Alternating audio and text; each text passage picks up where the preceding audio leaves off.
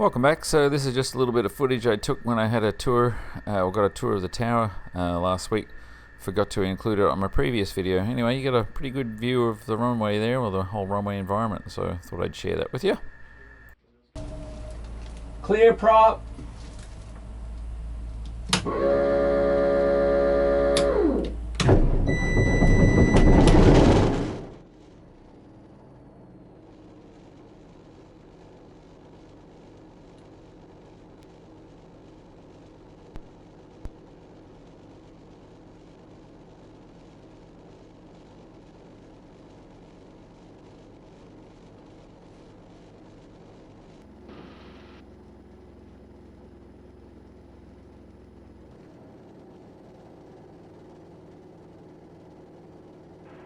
Valdosta ground, Raptor, November 352 Tango Delta at the north ramp.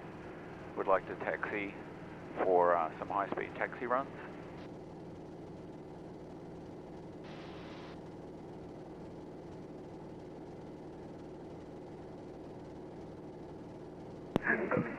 Raptor 352 Tango Delta, Valdosta ground, runway 35, taxi via Alpha. Runway 35, taxi by Alpha, 2 Tango Delta.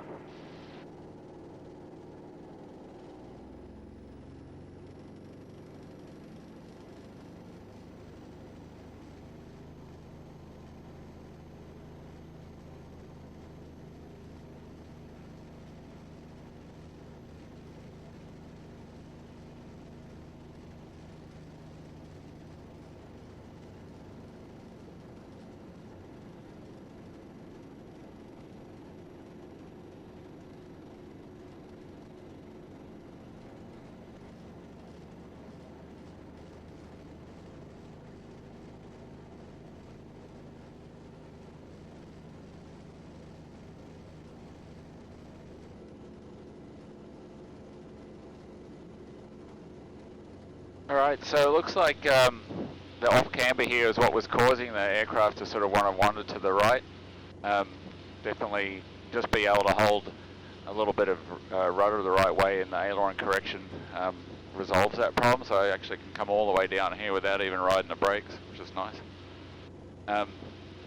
So just going to do some runs today. I've made an adjustment to the nose hatch to see, I've made the pin stick out longer and I've actually tightened up the handle there so it can't sort of come open on a bump as easily, but we'll see how it works out.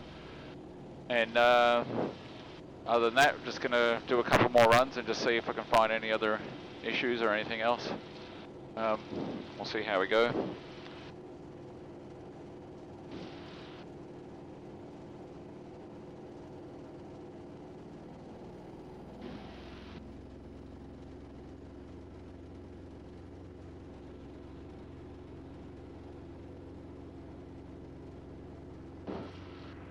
Valdosta Tower, Raptor 2 Tango Delta, holding short runway 35 for high-speed taxi.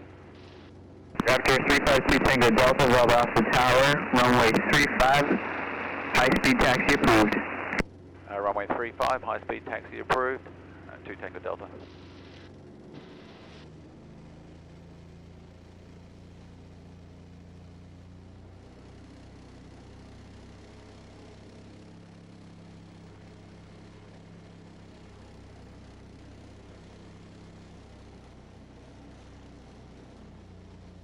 Feels like there's some vibration coming in the back here that I sort of felt like last time yesterday, so we'll see how it goes down there. Let's take it easy.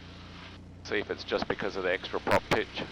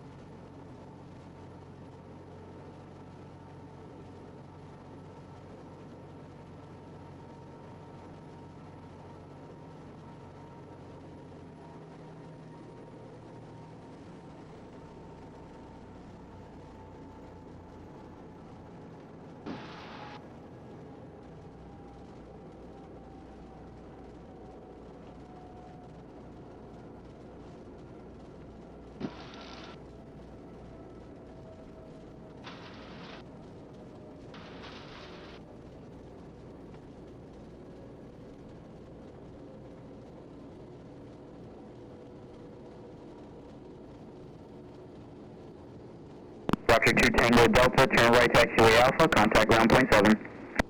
Right on Alpha, over to ground 1.7, 2 Tango Delta.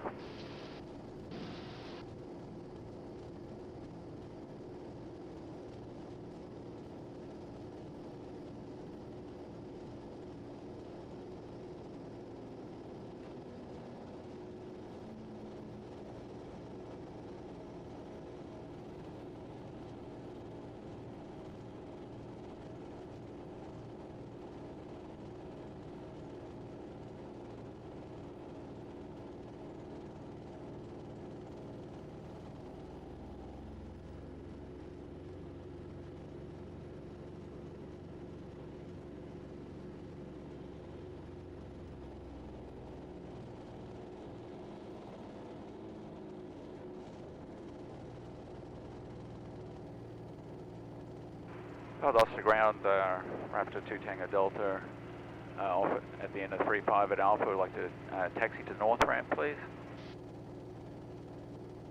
Raptor 352 Tango Delta, taxi to north ramp via Alpha. North ramp via Alpha, 2 Tango Delta.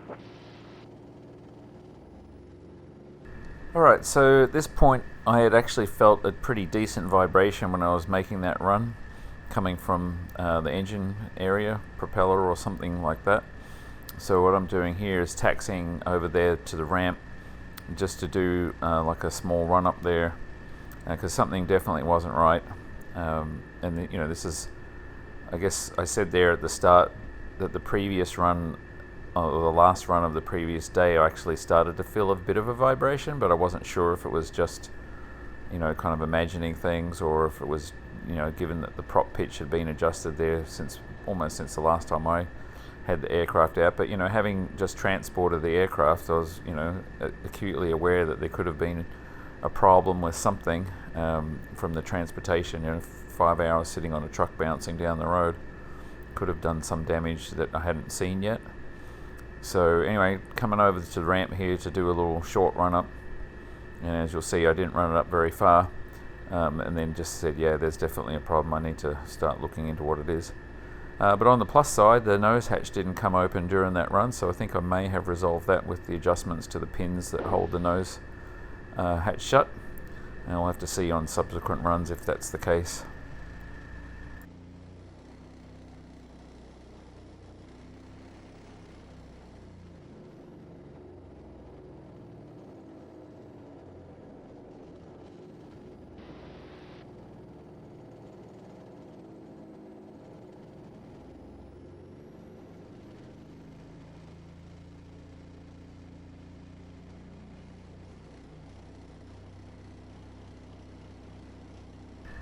And even though it looks fairly smooth in the video, there was definitely this vibration. I was almost even feeling it all the way up into the stick.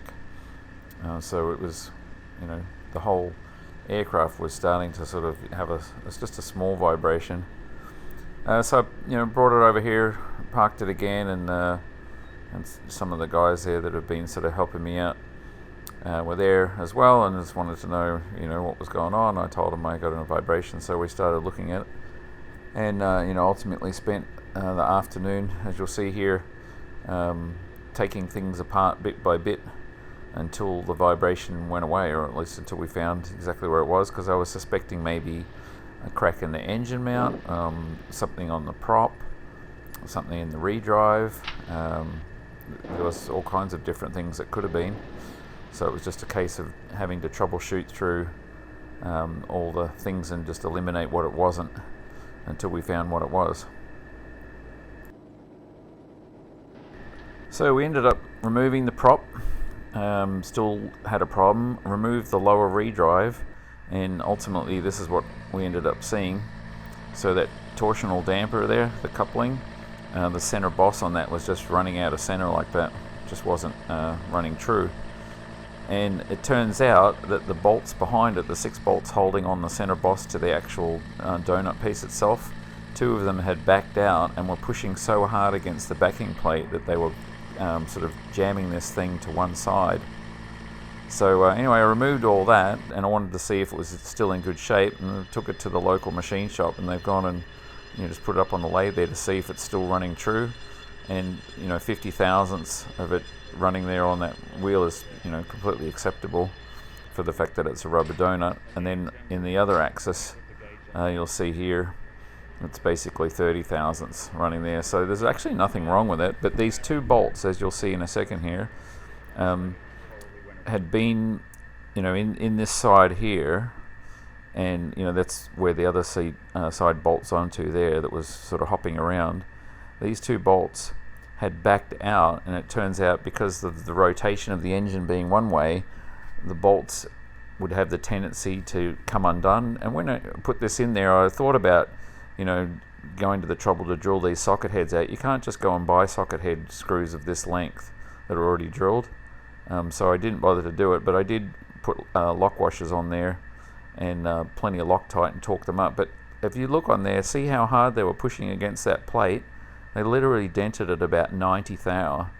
So I still don't understand how they could push back so hard. I figured that if they ever do come loose, they'll just come back and hit the plate and stop. But they were pushing so hard on there that they were actually warping that rubber and causing it to sort of be misaligned to one side. So anyway, as I should have done way back when, I got some new bolts and had the heads drilled out, because I don't have access to all machining stuff, so I had the heads drilled out and put those in there and safety wired it, and putting it all back together and see if this all resolves the problem. So you can see I've got that in there already, and you'll see in a minute I actually end up even safety wiring those bolts now. So just reassembling everything again, and just obviously doing it carefully. And it's actually a good time for me to inspect a bunch of things in there as well that hadn't been apart for maybe 9 months or more.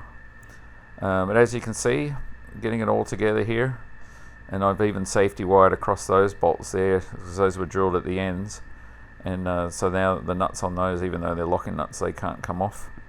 And got the prop back on, and so now it was time to take it outside again and give it a run and see if the problem was resolved, which obviously it should have been, but obviously want to test everything and make sure I don't have another issue. And as you can see, warmed it up and now doing a run up.